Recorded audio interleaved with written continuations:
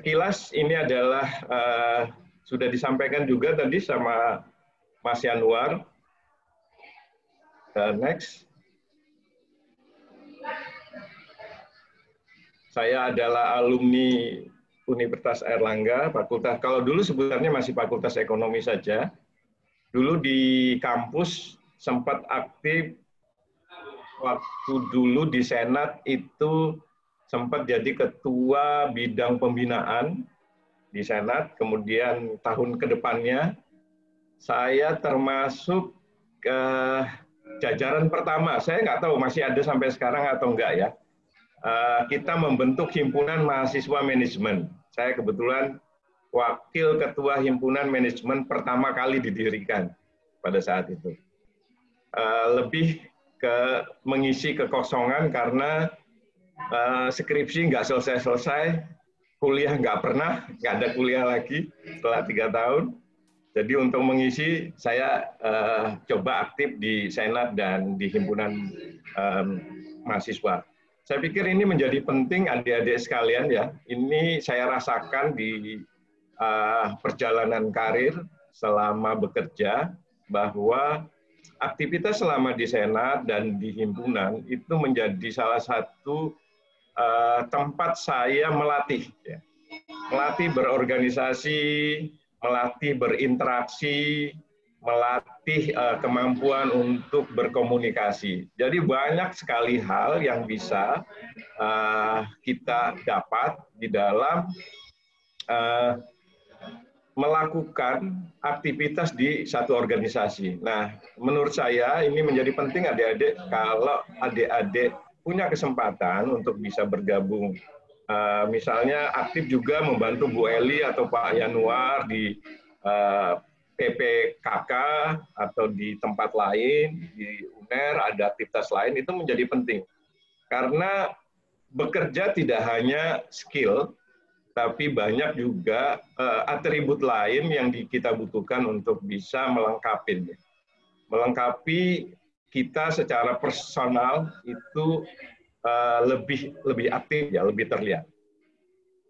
Saya secara DNA sebenarnya adalah orang yang agak pendiam, introvert, nggak terlalu suka bergaul. Cuman sejak awal saya udah dididik oleh kakak saya dan orang tua untuk selalu berinteraksi dengan orang. Saya dipaksa baca buku-buku yang saya juga nggak suka pada awal kuliah. Itu ditaruh, suruh bikin summary untuk belajar. Tapi pada kenyataannya itu sangat bermanfaat buat saya. Lahir udah tua banget mungkin. Ini udah, kalau kita menyebutnya, angkatan kolonial, beda sama adik-adik yang milenial ya. Ini kolonial banget. Sebagaimana disampaikan tadi oleh Mas Yanuar, 92 saya masuk Pertamina. Sebelumnya juga udah aktif juga bekerja di beberapa perusahaan awal, tapi itu sebelum lulus. Kemudian juga sempat buka-buka usaha waktu kuliah. Karir saya terakhir itu adalah karena saya lulusan manajemen, dulu masuk di Pertamina juga mengambil jurusannya keuangan, sehingga karir saya pada awal sampai di pertengahan itu lebih banyak di keuangan, di Pertaminanya. Jadi ada divisi keuangan. Saya menghabiskan waktu di divisi keuangan lebih banyak. Pernah jadi Direktur Keuangan PT Pertamina Lubrikan, salah satu anak perusahaan Pertamina yang bergerak di dalam manufacturing untuk pelumasan. Jadi kalau adik-adik mengenal produk Pertamina namanya Pastron, Enduro, nah itu adalah tempat saya bekerja dulu. Kemudian ada Pertamina Patraniaga, ini satu anak perusahaan Pertamina yang bergerak di bidang penjualan bahan bakar untuk industri. Mulai tahun 2019 sampai sekarang saya diangkat menjadi Corporate Secretary PT Pertamina, which is ini adalah orang dari divisi keuangan yang pertama yang diangkat untuk menjadi Corporate Secretary di Pertamina. Di mana kita ketahui bahwa Corporate Secretary ini adalah merupakan salah satu organ wajib yang ada di perseroan, Jadi ada tiga yang disebut sebenarnya di organ perseroan, itu adalah komisaris, kemudian direksi, dan RUPS. Dan dua non pengurus tadi yang disebutkan adalah corporate secretary dan legal dan auditor.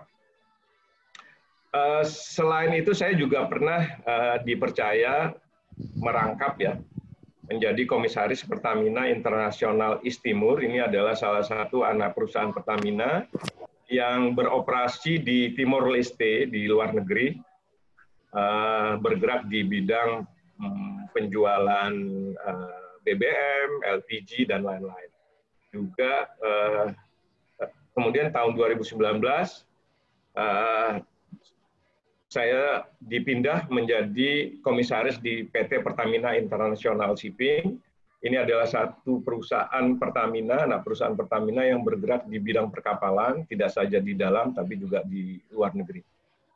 Oke, next. Ini adalah sekilas biodata saya, adik-adik sekalian. Mudah-mudahan bisa memberikan kejelasan tentang siapa saya. Teman-teman, mungkin saya akan in brief aja, karena tadi judulnya adalah bagaimana berkarir di BUMN. Saya akan menyampaikan sedikit apa sih BUMN. BUMN itu disebutkan di Undang-Undang Nomor 19 Tahun 2003 adalah badan usaha yang sebagian besar modalnya dimiliki oleh negara atau melalui pernyataan secara langsung yang berasal dari kekayaan negara yang dipisahkan. Jadi BUMN itu adalah satu perusahaan yang minimal 51% sahamnya dimiliki oleh negara. Ada 5 tujuan yang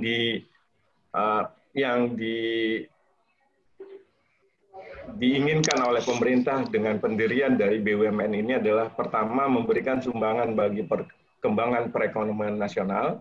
Pada umumnya adalah penerimaan negara, ini bisa berupa dividen, kemudian pajak. Teman-teman tahu bahwa selain pajak, negara itu juga membutuhkan pendapatan-pendapatan lain di dalam membiayai operasi negara ini, seperti membayar gaji, membangun infrastruktur, memberikan subsidi, dan lain-lain. Yang kedua adalah mengejar keuntungan. Jadi BUMN ini didirikan untuk bisa independen. Pada awal akan diberikan modal oleh negara, kemudian diminta untuk bisa survive dan mencapai keuntungan untuk bisa sustain ya, supaya keberlangsungan BUMN ini atas kontribusi kepada masyarakat dan negara tetap bisa berjalan sampai dengan semaksimal mungkin. Mereka harus mengejar keuntungan. Kemudian yang ketiga adalah menyelenggarakan pemanfaatan umum, penyediaan jasa yang bermutu tinggi dan memenuhi hajat orang banyak. Ini adalah salah satu yang diinginkan pemerintah sebagai penyeimbang bahwa masyarakat butuh jasa atau barang yang kompetitif di masyarakat. Sehingga negara perlu menghadirkan BUMN sebagai penyeimbang. Jadi tidak diserahkan 100% ke swasta, di mana nanti kita tidak kita harapkan swasta itu akan mengontrol secara keseluruhan atas produk dan jasa tersebut. Untuk itu BUMN dihadirkan untuk bisa mengimbangi atau menetralisir harga. Seperti mungkin yang adik-adik tahu Bulog ya, itu biasanya dia melakukan operasi pasar. Kemudian menjadi perintis kegiatan-kegiatan usaha, di mana ada satu kegiatan usaha, misalnya kita belum bisa memproduksi di Indonesia, tapi secara keekonomian tidak masuk, tidak layak, sehingga tidak akan ada swasta yang berusaha atau mendirikan usaha tersebut. Nah, untuk itulah BUMN dihadirkan oleh negara untuk bisa hadir di jenis kegiatan usaha tersebut, walaupun jenis usaha tersebut tidak menguntungkan. Kemudian yang terakhir adalah turut aktif memberikan bimbingan, bantuan kepada pengusaha ekonomi lemah, koperasi, dan masyarakat. Oke, next. Saya akan cepat saja, adik-adik.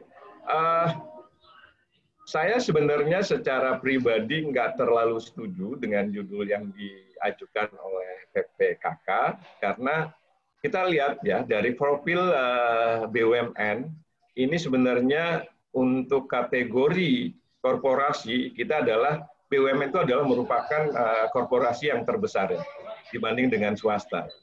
Saya secara pribadi, sebagaimana saya sampaikan tadi, tidak antara BUMN khususnya yang besar-besar dengan swasta itu sudah tidak ada perbedaan, baik dari segi tata kelola maupun di dalam berkarir. Kita lihat adik-adik sekalian, total laba yang disumbangkan oleh BUMN itu hampir 200 triliun ya, satu tahun. Ini di tahun 2018.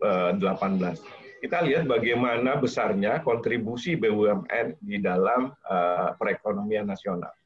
Yang saya ingin sampaikan adalah saat ini untuk sektor-sektor swasta yang besar, itu tidak menjadi perbedaan yang signifikan antara BUMN besar dengan swasta. Nah, disinilah kalau menurut saya pentingnya buat adik-adik untuk bisa memilih secara bijak ya, secara bijak mau kemana adik-adik ini bekerja.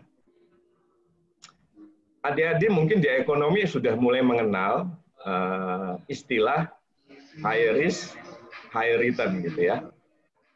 Nah, kemudian waktu adik-adik masuk perguruan tinggi juga seperti itu. Bahwa jurusan-jurusan favorit itu biasanya untuk masuk sangat sulit. Sangat sulit. Untuk beberapa fakultas kan itu perbandingannya fakultas yang favorit sangat jomplang dengan beberapa fakultas yang mungkin minatnya nggak terlalu banyak. Artinya strategi untuk memilih itu menjadi penting. Adik-adik harus mengerti persis bagaimana kemampuan, bagaimana kapasitas untuk bisa memilih. Karena ini pilihan. Konsekuensinya apa? Memang untuk bisa masuk di BUMN besar dan swasta besar, sekarang seperti Google, Apple, dan lain-lain. Secara remunerasi, sorry ini agak ini ya. Secara remunerasi memang perusahaan-perusahaan besar itu memberikan kemungkinan untuk memberikan kompensasi dan salary itu jauh lebih baik dari perusahaan yang lebih kecil. Saya pikir itu menjadi wajar karena umumnya kompensasi dan remunerasi itu sangat tergantung dengan tingkat keuntungan dan size dari korporasi. Nah, kalau adik-adik merasa mampu, merasa bagus, dan mampu bersaing, nggak masalah untuk bisa memilih beberapa BUMN besar. Jadi sama dengan waktu adik-adik masuk di universitas yang fakultasnya adalah favorit. Konsekuensinya apa? Konsekuensinya adalah persaingannya akan sangat ketat.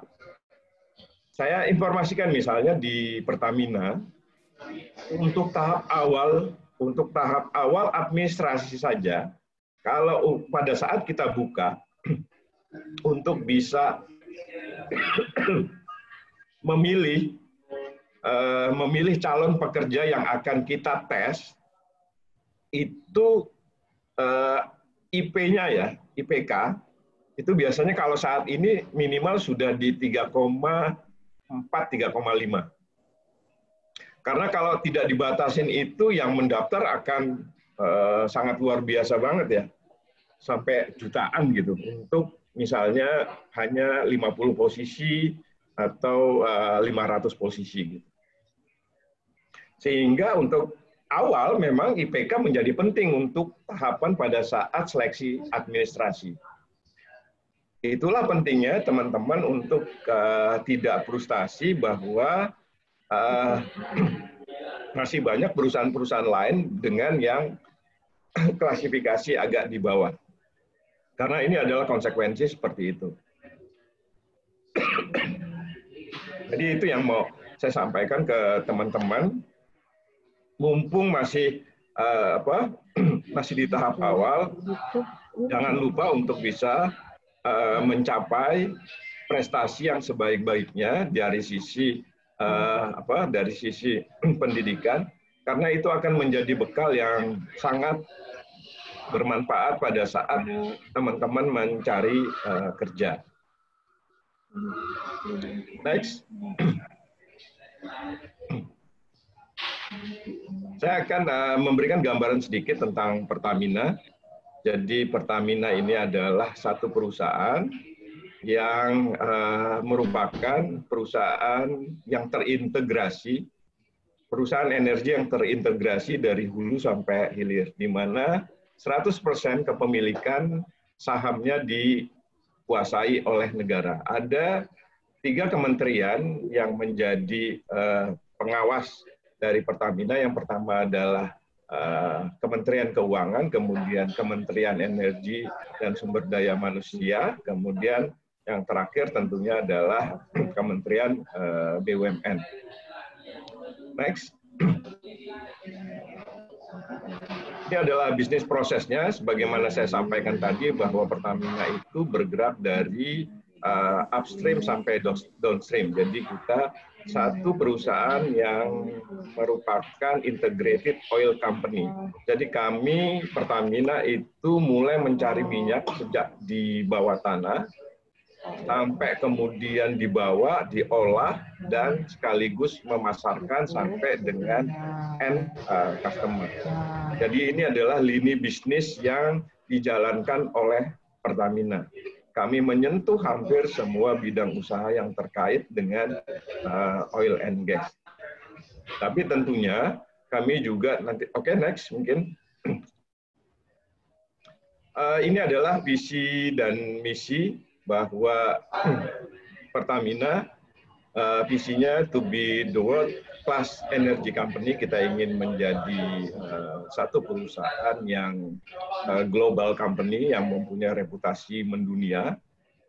Fortune tahun lalu Pertamina itu di posisi 175 dari seluruh perusahaan yang ada di dunia. Dan ini merupakan salah satu rekor yang pernah dicapai oleh perusahaan atau korporasi yang ada di Indonesia. Bergerak di bidang oil, gas, dan energi baru dan terbarukan berdasarkan prinsip komersial yang kuat. Ada 6 value, yaitu clean, competitive, confident, customer focus, commercial, dan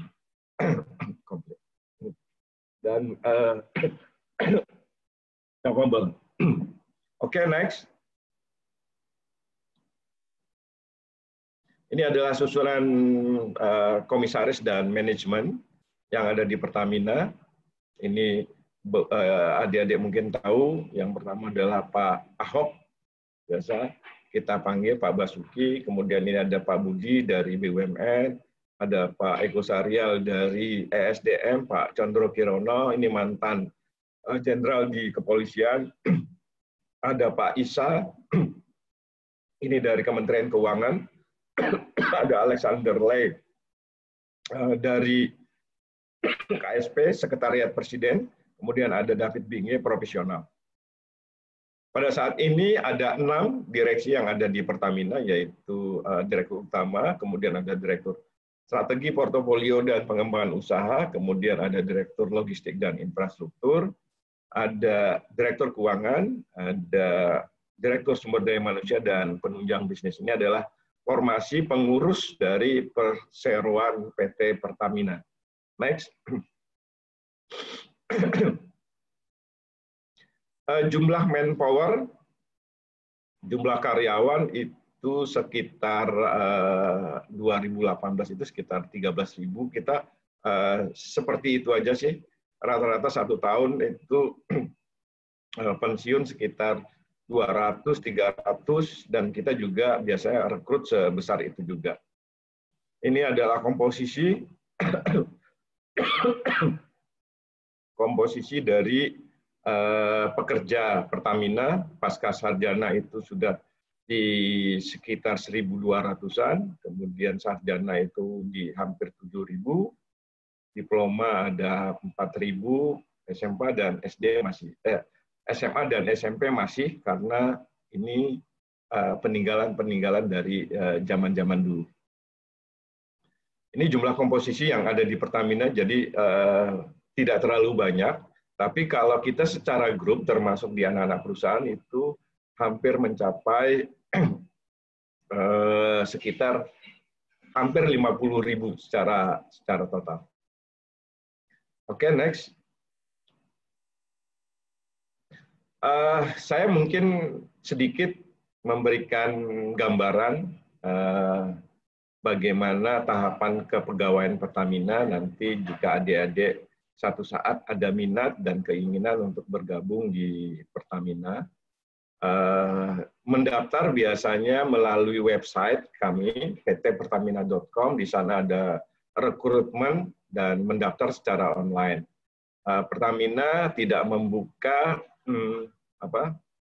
pendaftaran secara fisik, jadi semua melalui online untuk menghindari adanya kontak langsung antara pemberi kerja dan pelamar kerja. Yang pertama adalah ada 2 jenis pekerja yang kita rekrut. Yang pertama adalah fresh graduate, itu orang yang tanpa pengalaman, baru lulus. Saya dulu juga mengambilnya adalah jurusan yang fresh graduate, jadi tanpa pengalaman. Kemudian kita tetap di dalam perjalanan itu meng-hire juga beberapa pekerja yang kita anggap bisa mengisi kekosongan expertise di Pertamina. Itu kita juga merekrut pekerja-pekerja yang mempunyai keahlian khusus dan pengalaman. Hampir semua jurusan Pertamina menerima, jadi adik-adik sekalian nggak usah terlalu berpikir, oh kenapa saya pilih ini nggak bisa masuk Pertamina, di mana Pertamina itu adalah perusahaan minyak, sehingga saya yang di jurusan sosial nggak bisa masuk. Jadi hampir semua jurusan kita diterima. Nah, ini yang sebagaimana saya sampaikan tadi, bahwa karena begitu banyaknya peminat untuk masuk, ini mungkin berlaku juga sama di BUMN besar dan swasta-swasta besar yang mempunyai reputasi baik. Itu umumnya kita biasa menseleksi awal dari IPK. Karena kalau tidak diseleksi awal melalui IPK, konsekuensinya pendaftarnya sangat luar biasa, sehingga kami akan membutuhkan waktu yang sangat banyak untuk bisa menseleksi. Beberapa atribut yang bisa melengkapi, sebagaimana saya jelaskan di awal tadi, akan bagus buat adik-adik sekalian untuk aktif di organisasi, rekam jejak yang baik, punya pengalaman, join di beberapa organisasi, itu menjadi salah satu nilai tambah. Nah, biasanya tahapannya kita ada training dulu sebelum diangkat. Jadi di dalam training itu nanti akan dilihat dari sisi skill, kesehatan, attitude.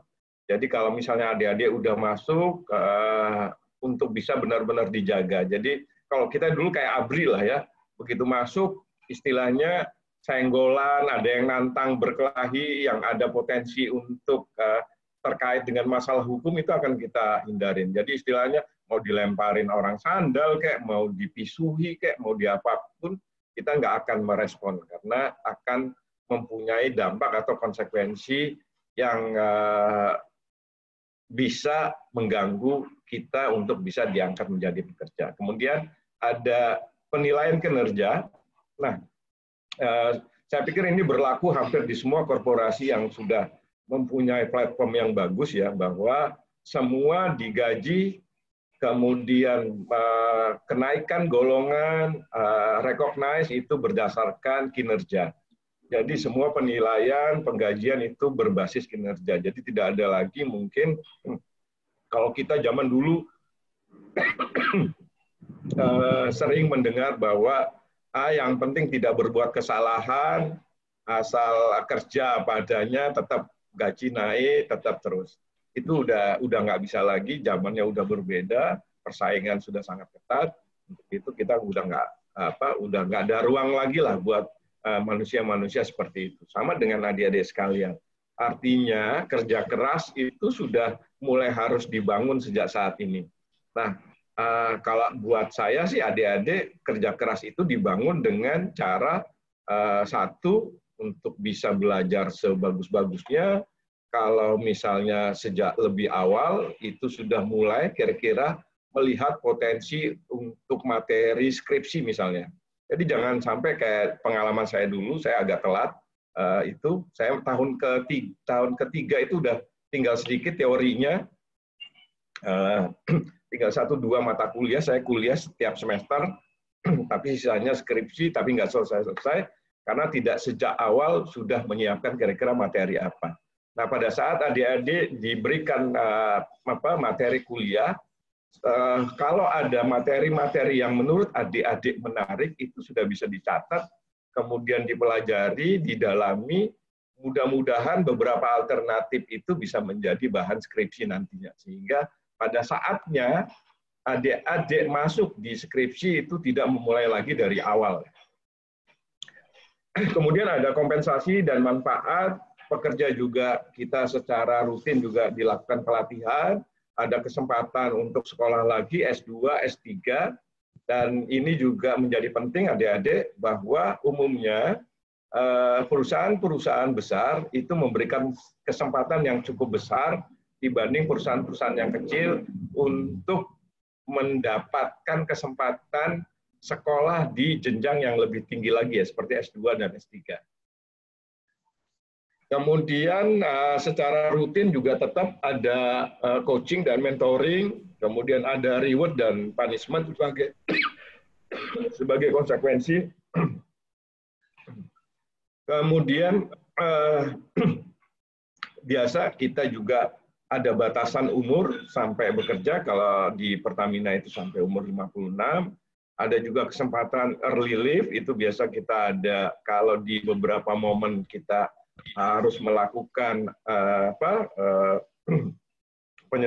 penyederhanaan organisasi, perampingan, ada tawaran early leave yang biasa dibangun dengan yang diimbangi dengan kompensasi. Tapi ada juga mungkin part of konsekuensi, katakanlah melakukan fraud, kesalahan atau yang lain-lain. Next. Teman-teman, mungkin ini kok nggak salah slide saya terakhir ya. Jadi kalau saya sih berpikir ya, ini sharing aja buat adik-adik sekalian.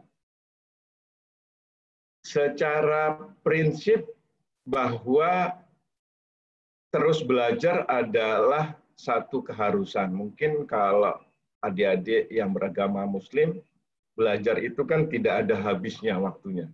Kita dituntut untuk belajar sejak kecil sampai ajal menuntut kita. Saya dulu di beberapa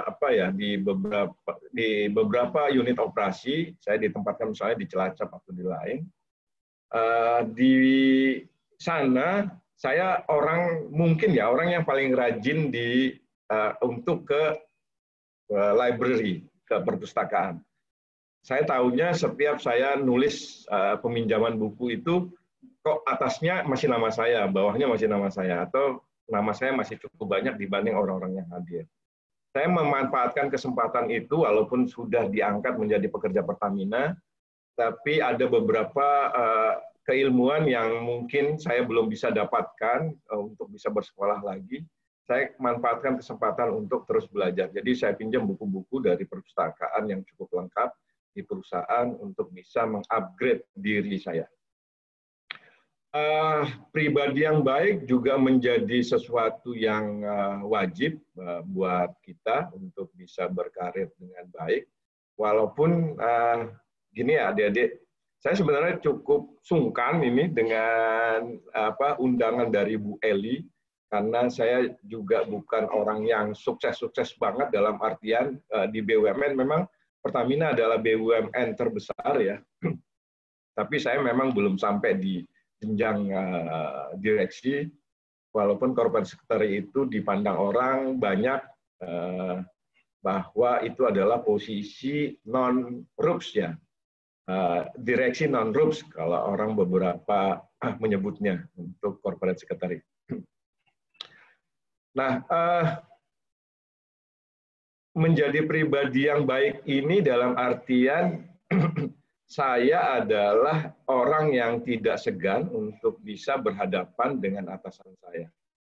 Artinya di beberapa kesempatan karir saya, adik-adik sekalian, sering sekali saya terjadi friksi dengan atasan. Sehingga di beberapa jabatan saya itu di awalnya ada beberapa kasus saya dengan atasan itu sampai tidak teguran, ada yang 1 bulan, ada yang 3 bulan. Jadi kalau ada sesuatu yang memang tidak pada tempatnya, saya akan bicara apa adanya. Konsekuensinya adalah bahwa ini yang saya alamin ya. Pada akhirnya atasan saya melihat persis bagaimana personal saya secara utuh, bahwa saya adalah seseorang yang memang akan teguh melihat secara keseluruhan.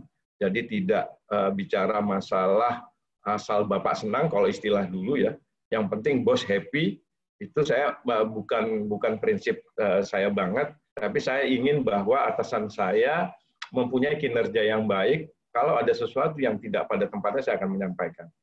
Termasuk adu argumentasi di sisi pekerjaan.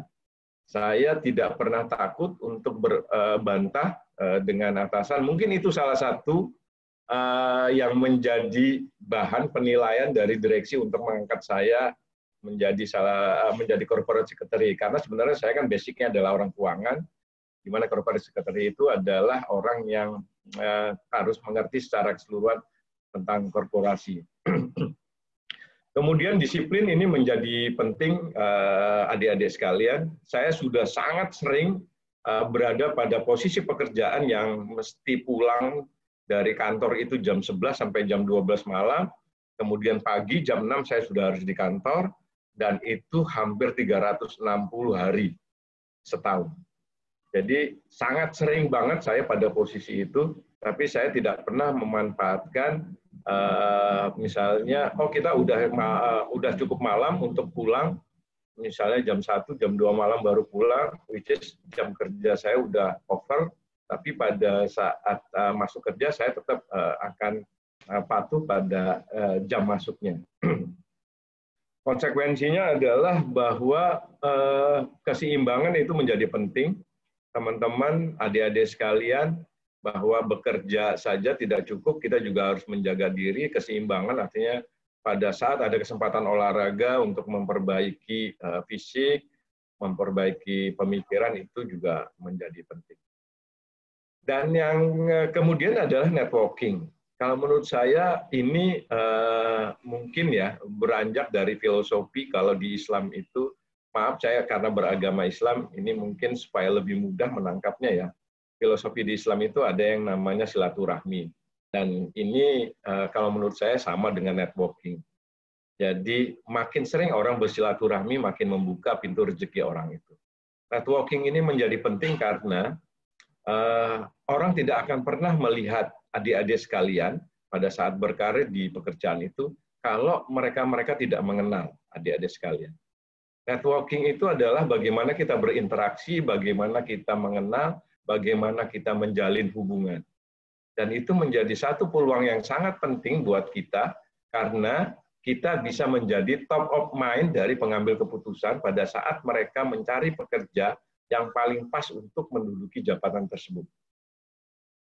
Itulah gunanya mungkin di Islam mengatakan bahwa silaturahmi itu akan membuka pintu rezeki. Rasanya ini menjadi satu dogma yang sangat biasa ya, bahwa kayaknya sih nggak ada orang yang sukses dengan bekerja santai-santai gitu ya. Kerja keras itu menjadi salah satu dasar atau fundamental kita untuk bisa memberikan kinerja terbaik. Rasanya memang sih harus dilengkapi dengan tidak hanya bekerja keras, tapi juga kita bekerja cerdas ya. Di beberapa kesempatan memang kita juga harus bisa memikirkan kira-kira apa yang menjadi milestone kita, apa yang menjadi peninggalan kita. Nah, saya biasanya pada saat menduduki jabatan baru, hal yang paling utama saya pikirkan kira-kira adalah apa sih yang menjadi permasalahan utama di fungsi tersebut. Saya bikin list, kemudian saya menganalisis kira-kira apa problem paling utama yang akan saya atasi begitu saya masuk di jabatan tersebut.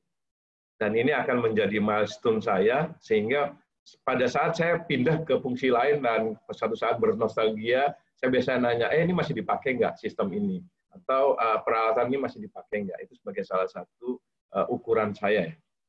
Kemudian problem solver.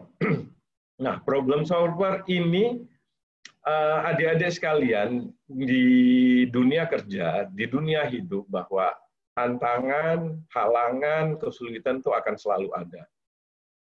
Dan memandang satu kesulitan sebagai satu tantangan itu adalah satu yang harus ditanamkan untuk bisa kita mencapai apa yang kita inginkan di dalam pekerjaan tersebut.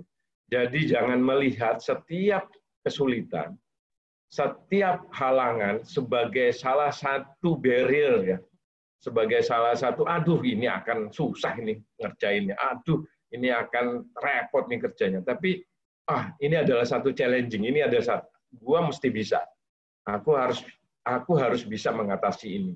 Dan ini menjadi salah satu kepuasan kita sendiri. Jadi melihat selalu dari sisi positif. Artinya energi positif itu harus terus dihidupkan, bukan memandang sesuatu dari sisi negatif. Yang dilihat adalah bukan kesulitan, tapi itu adalah tantangan. Kemudian inisiatif ini biasanya menjadi salah satu pembeda, ya teman-teman sekalian. Artinya untuk bisa dilihat oleh atasan, kita memang harus menjadi orang yang beda. Menjadi orang yang beda artinya bekerja tidak as usual, tidak bekerja seperti orang-orang sebelumnya, tidak bekerja seperti apa adanya, itu menjadi penting. Dan ini biasanya dimulai dengan inisiatif-inisiatif, inovasi-inovasi.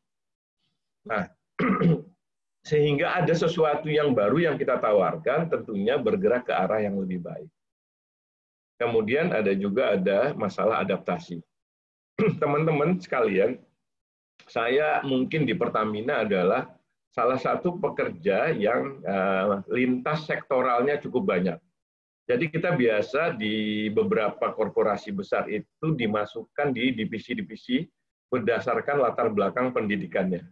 Katakanlah misalnya saya latar belakangnya pendidikannya ekonomi, itu biasanya akan ditempatkan di divisi keuangan.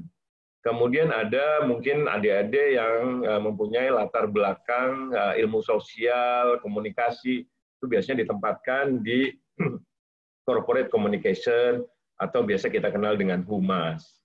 Kemudian dengan latar belakang yang lain akan ditempatkan sesuai dengan jurusannya masing-masing. Nah, cuman pada satu saat perusahaan itu akan mencari tim manajemennya.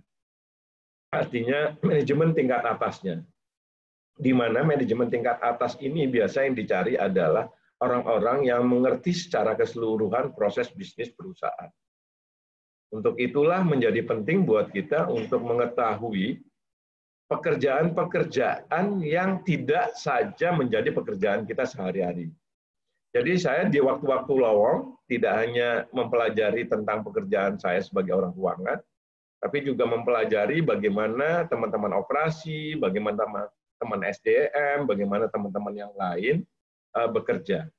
Dan ini akan melengkapi pengetahuan kita, akan melengkapi kompetensi kita, sehingga pada saat kita dihadapkan pada satu permasalahan, kita punya perspektif atau punya pengetahuan yang cukup luas untuk bisa memberikan alternatif solusi setiap permasalahan yang kita hadapin. Kemudian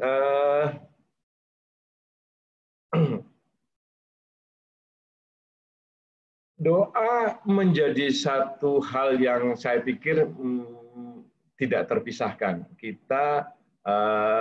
Walaupun saya secara personal yakin bahwa proses itu tidak akan pernah mengkhianati hasil, ya. tidak pernah mengkhianati hasil. Artinya jika kita bekerja dengan keras, bekerja dengan cerdas, bekerja melebihi apa tingkat rata-rata, hasilnya satu saat akan kita nikmatin. Memang adik-adik sekalian, tidak selalu hasil kerja keras kita itu kita dapatkan dalam waktu yang singkat.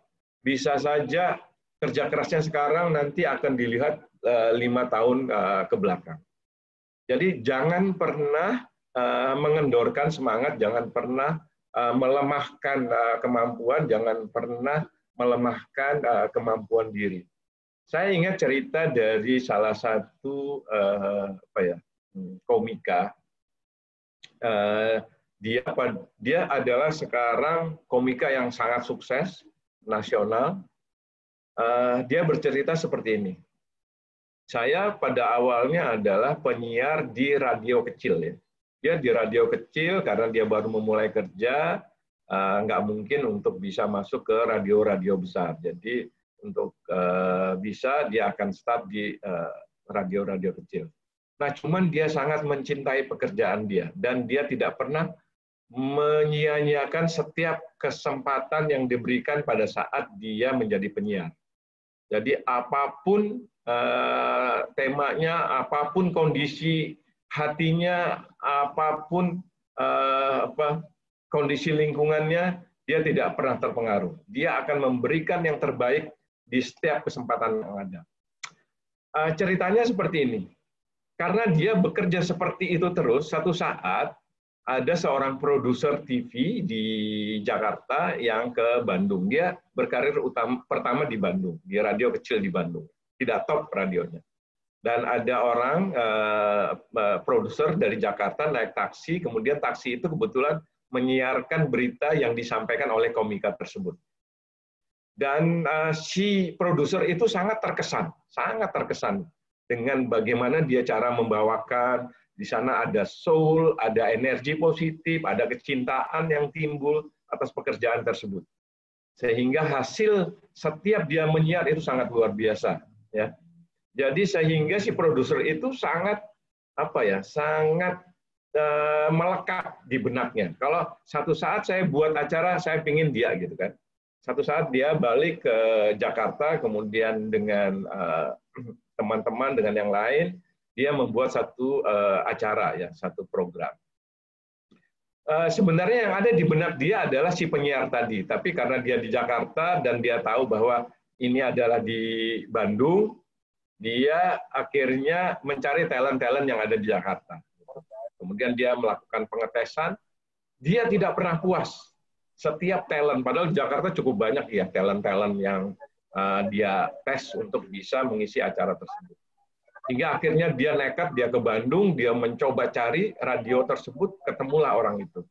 Kemudian ketemu, dia bawa, dia tes, akhirnya dia sangat puas dengan itu. Lesson learn-nya adalah bagaimana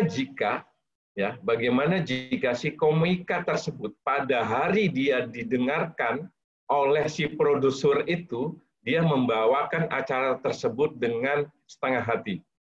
Dia tidak akan menjadi komika yang sangat terkenal pada hari ini. Artinya adik-adik sekalian, jangan pernah menyia-nyiakan kesempatan. Jangan pernah membiarkan setiap peluang apapun, sekecil apapun, karena peluang itu tidak akan pernah datang 2 kali, 3 kali. Jadi setiap kesempatan, adik-adik katakanlah, besok akan ujian, jangan biarkan ujian itu adik-adik lewati dengan belajar apa adanya. Selalu persiapkan yang terbaik. Begitu juga nanti pada saat wawancara, kesempatan atau yang lain-lain. Dan jangan pernah biarkan itu menjadi penghalang adik-adik sekalian. Kemudian yang terakhir adalah aktivitas sosial. Sebagaimana saya sampaikan adik-adik sekalian, bahwa saya di kuliah dulu aktif di Senat, aktif di himpunan mahasiswa.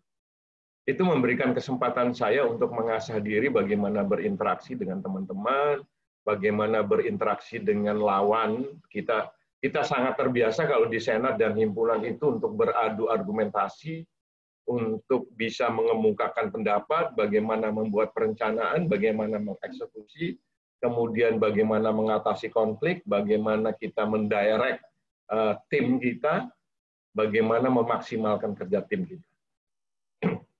Itu menjadi penting kalau buat saya ya. Saya selalu melihat seperti ini. Ada beberapa rekan-rekan kerja kita yang di bawah, ya maksud saya anak buah saya atau apa gitu ya. Itu sangat berbeda memang untuk orang-orang yang aktif di beberapa aktivitas sosial dengan orang yang tidak pernah. Memang mungkin ya secara skill bagus, tapi di dalam tim itu biasanya tidak terlalu maksimal. Nah, saya pikir itu menjadi penting. Dan ada satu hal lagi mungkin saya pikir ya, bahwa kecintaan tetap terhadap pekerjaan itu menjadi penting. Kalau kita mencintai sesuatu, itu rasanya seberat apapun pekerjaan akan kita lalui dengan nyaman. Ini berkaitan dengan apa ya?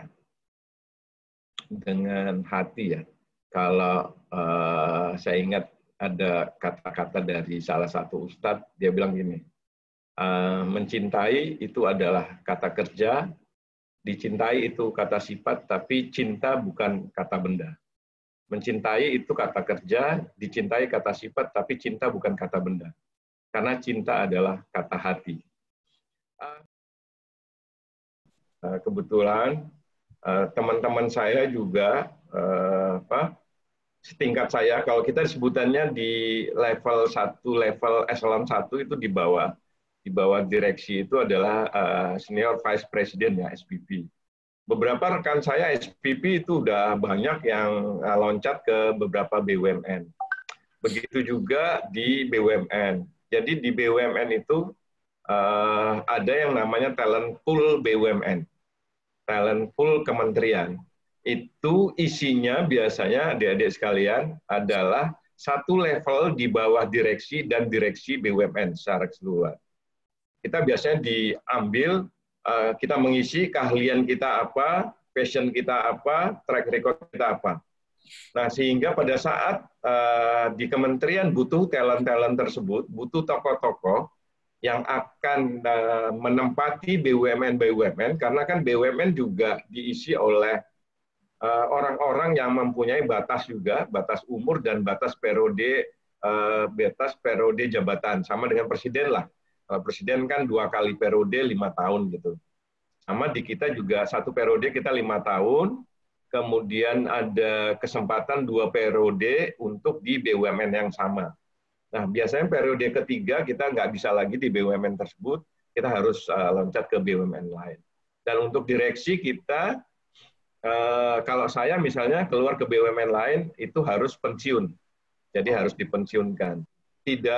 Sekarang di BUMN seperti itu, sama dengan Tamasek, sama dengan Astra, sekarang Kementerian BUMN itu membuat satu talent pool, yang berisi adalah talent-talent dari semua BUMN. Nanti dari BUMN besar, di tingkat SVP mungkin diambil, dijadikan direktur di BUMN-BUMN kecil sebagai tahapan untuk bisa nanti pada suatu saat akan masuk di BUMN besar.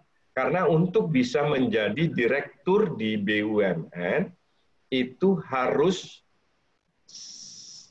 menduduki eselon 1. Harus menduduki eselon 1. Jadi kalau eselon 2 itu nggak boleh jadi direktur di BUMN. Jadi harus eselon 1. Jadi dia harus sudah pernah mencapai posisi tertinggi di BUMN di mana dia bekerja.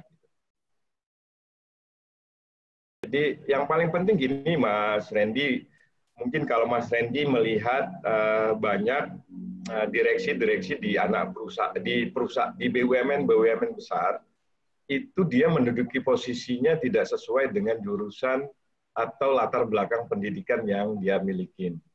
Jadi kalau di kita misalnya ya di dunia BUMN, di teman-teman BUMN tuh ada salah satu perguruan tinggi, dia sebutannya gini, universitas fleksibel banget gitu ya. Jadi universitas tersebut latar belakangnya sangat berbeda dengan karir para alumninya. Umumnya lulusan ini itu masuk di perbankan dan yang lain-lain. Dan jangan salah Mas Randy, saya kebetulan juga kan biasalah bergaul dengan teman-teman BUMN di perbankan yang besar-besar. Seperti BRI, Mandiri, BNI. Hampir semua di level-level atas itu bukan dari background ekonomi. Dan yang paling banyak itu dari teknik. Jadi di Pertamina ada di beberapa divisi itu tidak mewajibkan satu jurusan tertentu. Kecuali kayak misalnya di keuangan ya, divisi keuangan memang biasanya kita merekrut orang dengan latar belakang ekonomi, baik manajemen, akuntansi, dulu kita SP ya, studi pembangunan, kalau sebutan dulu saya nggak tahu istilahnya apa sekarang. Untuk divisi keuangan iya, tapi misalnya marketing atau procurement itu dia membuka kesempatan untuk semua jurusan. Semua jurusan boleh masuk, ada yang dari. Jadi di divisi misalnya divisi marketing itu isinya ada yang dari ekonomi, ada yang dari hukum, ada yang dari teknik, ada yang dari yang lain-lain. Yang paling penting adalah dia lulusan sarjana, punya IPK minimal tertentu, kemudian bagus secara attitude. Jadi yang paling penting dari Mas Randy, tidak perlu rendah diri atau tidak merasa yakin dengan pekerjaan yang sudah dilalui tidak sesuai, ya. Karena pada intinya seperti ini. Di dalam kita melaksanakan pekerjaan, saya yakin, ini yang saya alamin ya, itu mungkin hanya sekitar 30% dari teori yang kita bisa implementasikan di pekerjaan. Selebihnya apa sebenarnya? Pola pikir, framework, cara kita memecahkan satu permasalahan. Lebih banyak ke sana. Jadi kalau misalnya saya di manajemen, teori-teori manajemennya itu sangat jarang terpakai. Kalau akuntansi mungkin iya, atau teknik juga enggak lah, karena teknik itu kan kalau di misalnya kimia dasar itu kan sangat umum. Begitu dia masuk ke satu korporasi yang bergerak di bidang kimia gitu, nanti mesti agak beda gitu pekerjaannya. Jadi tidak selalu seperti itu. Yang paling penting adalah harus yakin dan percaya Mas Randy bahwa tidak ada orang yang langsung ahli di pekerjaannya. Selalu ada yang pertama. Jadi hampir semua pekerja yang ada di dunia ini, dia akan pernah mengalami menjadi orang yang pertama kali bekerja. Jadi CEO yang paling top, misalnya Warren Buffett, ya dia pun tetap pasti pernah mengalami posisi baru pertama kali bekerja. Jadi nggak mungkin dia tahu-tahu pertama kali bekerja langsung jadi manajer top gitu. Jadi jangan pernah berpikir bahwa kita yang memulai bekerja itu menjadi orang lemah. Jadi tidak. Hampir semua orang seperti itu. Saya salah satunya dulu pernah diminta untuk menjadi salah satu tim tim advisory, tim penasehat menteri. Saya dulu baru bekerja dari daerah, punya pengalaman yang nggak terlalu tahu persis. Kemudian hari pertama saya dipanggil Pak Menteri, saya pikir saya akan bantu di tim administratif atau tim ahlinya gitu, enggak. Ternyata langsung dipanggil oleh Pak Menteri. Pada saat itu saya berpakaian apa adanya, pakai sepatu juga tanpa kaos kaki waktu itu. Kebetulan waktu itu saya di luar kota, diminta pagi saya ditelepon, diminta ketemu, dipanggil ke kementerian. Ya udah, karena Saya nggak siap-siap, waktunya mepet, nyampe airport langsung ke kementerian. Nggak taunya, saya pikir ketemu dengan asprinya menteri gitu, nggak taunya dipanggil Pak Menterinya langsung. Masuklah seperti itu. Ketakutan awal wajar lah, itu manusiawi ya saya pikir. Bahwa setiap orang punya rasa takut, iya. Tapi bagaimana kita mengatasi ketakutan itu yang menjadi penting. Saya pikir Mas Randy, satu, bahwa semua orang akan mengalami pertama kali bekerja. Yang kedua adalah jangan pernah sekali lagi, jangan pernah merasa tadi ya, bahwa pekerjaan harus selalu sesuai dengan apa yang latar belakang kita. Bahwa semua yang kita dapatkan di sekolah itu umumnya hanya 30%. Tapi bagaimana kita beradaptasi, bagaimana kita, umumnya kan di perusahaan-perusahaan besar mesti ada trainingnya. Mesti ada pendidikan awalnya apa yang akan kita kerjakan. Dan itu nanti menjadi penting bagi kita kalau kita terbiasa bekerja keras. Artinya begitu kita pendidikan, orang lain tidur, kita masih baca-baca buku, kita masih mempelajari atau melakukan hal yang lain. Nah, kemudian tentang Pertamina, memang kita ada kesulitan sedikit karena masalah pandemi. Saya pikir ini juga berlaku hampir semua korporasi ya. Pandemi ini menghalangi beberapa kegiatan. Di Pertamina umumnya sih biasanya di awal tahun, di bulan Maret atau di akhir tahun, di September. Biasanya kita membuka lowongan itu hampir setiap tahun kita menerima. Dan kalau misalnya teman-teman nggak keberatan untuk bisa update terus di Instagram, bisa di follow itu Instagram Pertamina, @Pertamina, itu biasanya ada pengumuman-pengumuman tentang rekrutmen.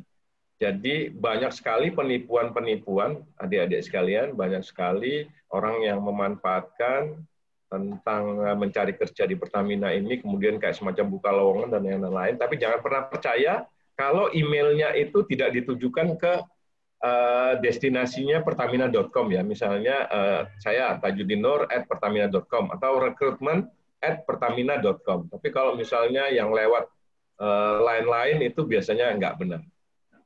Nah, nanti ini memang ada hold di kemarin harusnya kita Maret, tapi agak di hold. Mudah-mudahan kita akan melihat nanti perkembangan di September ya.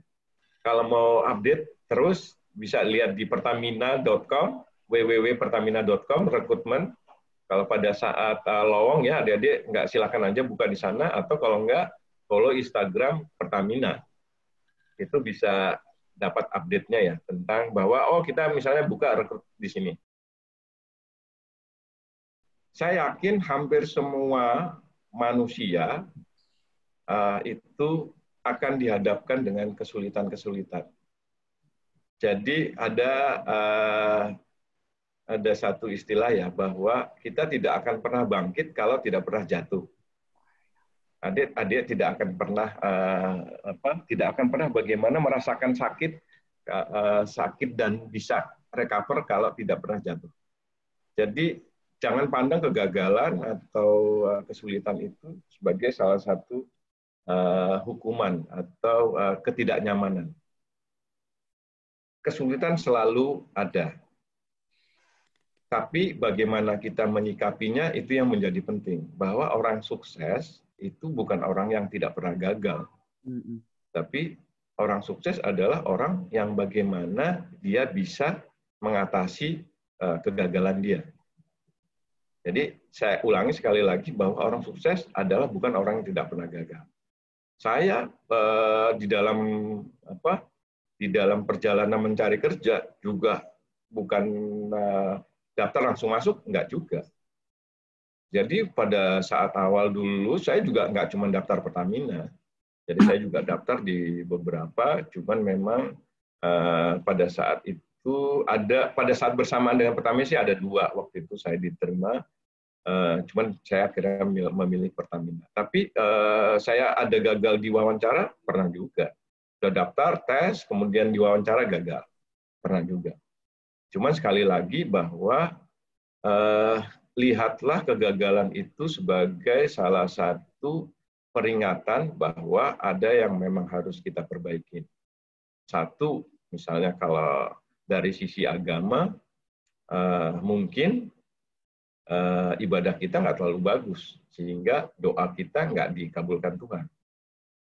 Terus yang kedua, hidup sebenarnya juga nggak melulu hanya masalah karir sukses atau yang lain-lain.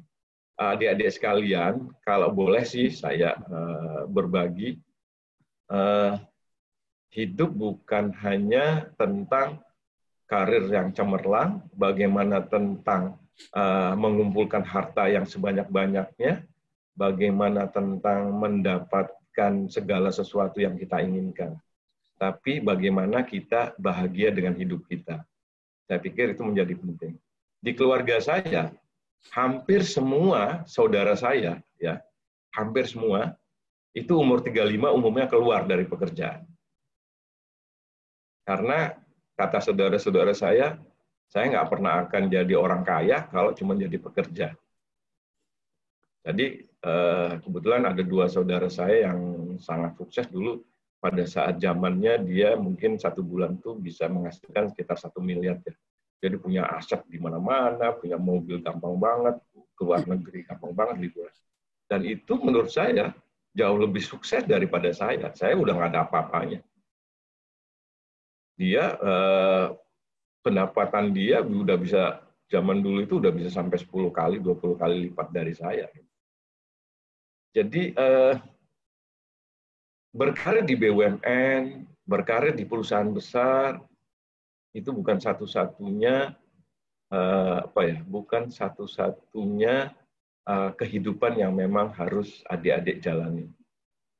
Menjadi pengusaha kalau menurut saya, even hanya bisa mempekerjakan 3 atau 4 pekerja. Kalau saya pribadi, itu adalah orang yang jauh lebih sukses daripada orang yang menjadi direktur di satu BUMN. Karena direktur itu hanya bisa bekerja, tapi tidak bisa memperkerjakan orang lain. Jadi adik-adik sekalian, memandang hidup memang harus luas gitu ya, harus luas. Sehingga kita jadi nggak menjadi satu beban ya. Nggak menjadi satu beban buat kita sendiri untuk menjalani hidup gitu. Oh, kita lihat teman kita udah sukses di BUMN, udah kerja, kita belum gitu. Kemudian ada teman kita di swasta besar, sementara kita hanya bisa misalnya menjadi satu pengusaha kecil yang memproduksi tertentu, hanya mempekerjakan 2 pekerja gitu. Jadi saya pikir setiap manusia, setiap orang harus menjalankan perannya masing-masing. Kan nggak mungkin semua jadi pekerja BUMN. Pekerja swasta siapa? Kemudian yang mengisi sektor mikro dan menengah siapa? Nggak ada.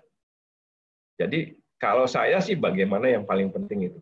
Nah sekarang bagaimana setelah kalau memang adik terpilih menjadi salah satu pekerja yang di-hire oleh BUMN untuk bekerja maupun perusahaan besar. Itu tadi ya pada saat kita mau nyari kerja. Ini kemudian kita bekerja.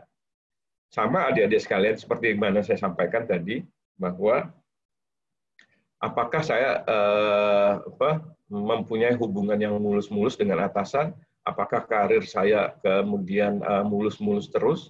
Saya pernah 5 tahun itu di posisi yang sama. Pangkat yang sama. Istilahnya kalau misalnya kolonel, 5 tahun tuh saya kolonel terus, nggak dipindah-pindah. Saya ada satu kesempatan, saya harusnya udah promosi, cuman karena sesuatu saya ditempatkan lah. Ditarik waktu itu kebetulan sama Direktur Utama Pertamina, Ibu Karen, karena asprinya dia waktu itu harus dipromosikan, saya diambil. Saya dijadiin asprinya di Rut Pertamina. Which is itu lateral buat saya. Lateral, dan kalau saya sudah diambil sama Dirut, saya kan nggak akan punya kesempatan untuk bisa promosi lagi. Karena saya akan nempel di situ. Nggak mungkin saya setengah bulan atau 3 bulan bisa promosi yang ke lain. karena biasanya harus ada chemistry ya untuk bisa jadi asisten pribadi di Rut gitu. Pada saat itu saya udah 2 tahun menjalani karir sebagai kolonel. Dipindah ke situ dengan pangkat yang sama. Secara karir dan secara kepuasan batin, nggak ada saya. Kerjanya jauh lebih sulit, waktunya luar biasa, mau nggak mau saya harus menempel di Rut sepanjang hari, kemudian berinteraksi dengan orang-orang besar yang lain, yang saya harus urusin juga gitu ya. Kemudian kesempatan kalau dimarahin, kalau disalahin itu sangat terbuka, karir nggak meningkat, tapi selalu ada kemudahan setelah kesulitan. Itu kan kalau di Islam dijanjikan seperti itu, bahwa setiap kesulitan selalu ada kemudahan di sana. Adik-adik tidak akan pernah merasakan bagaimana manisnya gula kalau tidak pernah merasakan pahitnya kopi. Adik-adik tidak pernah akan merasakan bagaimana nikmatnya bekerja di tempat yang istilahnya tidak terlalu bagus kalau adik-adik tidak pernah bekerja di tempat yang sangat sulit. Kalau menurut saya hampir setiap babak ya, setiap frame hidup itu selalu ada yang ingin disampaikan oleh Tuhan. Pada saat itulah saya belajar bagaimana saya harus bersikap kalau saya menjadi top level management, karena saya harus mendampingi beliau di setiap keputusan, di setiap berinteraksi dengan klien, berinteraksi dengan bisnis partner, berinteraksi dengan pejabat pemerintah. Di situ saya belajar banyak. Disitulah saya pada saat akhirnya, pada saat saya ditempatkan menjadi salah satu direktur, itu menjadi salah satu bekal saya yang saya bisa manfaatkan. Dan jangan pernah melihat sesuatu itu pada saat itu saja. Jadi akan selalu ada yang ingin disampaikan oleh Tuhan yang akan kita nikmati pada saat nantinya. Jadi jangan pernah berharap bahwa segala sesuatu itu akan instan terjadi.